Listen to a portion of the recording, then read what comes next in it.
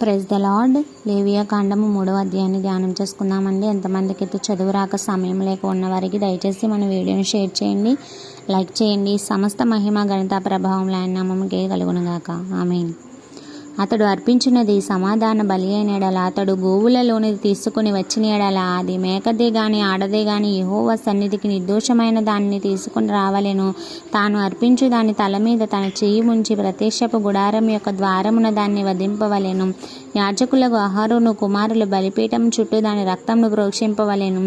అతడు ఆ సమాధాన బలి పశువు యొక్క అంత్రముల లోపలి క్రొవ్వును, అంత్రముల మీద క్రొవ్వు అంతటిని, 2 మూత్రగ్రంథులను, వాటి మీదను డెక్కల మీదనున్న క్రొవ్వును, కలేజం మీద మూత్రగ్రంథములను మీదనున్న వపను యెహోవాకు హోమముగా అర్పింపవలెను. అహరోను కుమారులు బలిపీఠం మీద అనగా అగ్ని మీద కట్టెలపైనున్న దహన బలి ద్రవ్యములపైన దానిని దహింపవలెను. అది యెహోవాకు ఇంపైన సువాసన గల హోమము. యెహోవాకు సమాధాన బలిగా ఒకడు అర్పించినది గొర్రె మేకలలోనిదైన ఎడల, అది మగదే గాని ఆడదే గాని నిర్దోషమైన దాన్ని తీసుకుని రావలెను. అతడు అర్పించే అర్పణము గొర్రె పిల్ల అయిన ఎడల యెహోవా సన్నిధికి దాన్ని తీసుకుని రావలెను. తాను అర్పించి దాని తల మీద అతడు తన చెయ్యి ఉంచి ప్రత్యక్షపు గుడారము ఎదుట దానిని వధింపవలెను. అహరోను కుమారులు బలిపీఠం చుట్టూ దాని రక్తంను ప్రోక్షింపవలెను. ఆ సమాధాన బలి పశువు యొక్క క్రొవ్వును ముడ్డిపూస మొదలుకొని క్రొవ్విన తోక అంతటిని, అంత్రములలోని క్రొవ్వును, అంత్రముల మీద క్రొవ్వు అంతటిని, 2 మూత్రగ్రంథులను, వాటి మీద డెక్కలపైనున్న క్రొవ్వును, మూత్రగ్రంథుల మీద కలేజము యొక్క వపను తీసుకుని యెహోవాకు హోమం చేయవలెను. యాజకుడు బలిపీఠం మీద దాన్ని దహింపవలెను.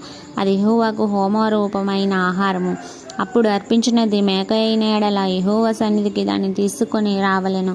తాను దాని తల మీద చెయ్యి ఉంచి ప్రత్యక్షపు గుడారము ఎదుట దానిని వధింపవలెను. అహరోను కుమారులు బలిపీఠం చుట్టూ దాని రక్తంను ప్రోక్షింపవలెను. తాను దానిలో అర్పించే అంత్రములను, కప్పు క్రొవ్వును, అంత్రముల మీద క్రొవ్వు అంతటిని, 2 మూత్రగ్రంథులను, వాటి మీద డెక్కలపైనున్న క్రొవ్వును, 2 మూత్ర గ్రంథులపైనున్న కలేజము యొక్క వపను యెహోవాకు హోమముగా అర్పింపవలెను. యాజకుడు బలిపీఠం మీద వాటిని దహింపవలెను. క్రొవ్వంతయు యెహోవాదే, అది సువాసన గల హోమరూపమైన ఆహారము. మీరు క్రొవ్వునైనను రక్తమునైనను తినకూడదు. అది మీ తరతరములకు మీ నివాస స్థలము అన్నింటిలోనూ నిత్యమైన కట్టడ. ఇంతటితో ఈ పరిశుద్ధ వాక్యము మనలను దీవించి ఆశీర్వదించునుగాక. ఆమేన్.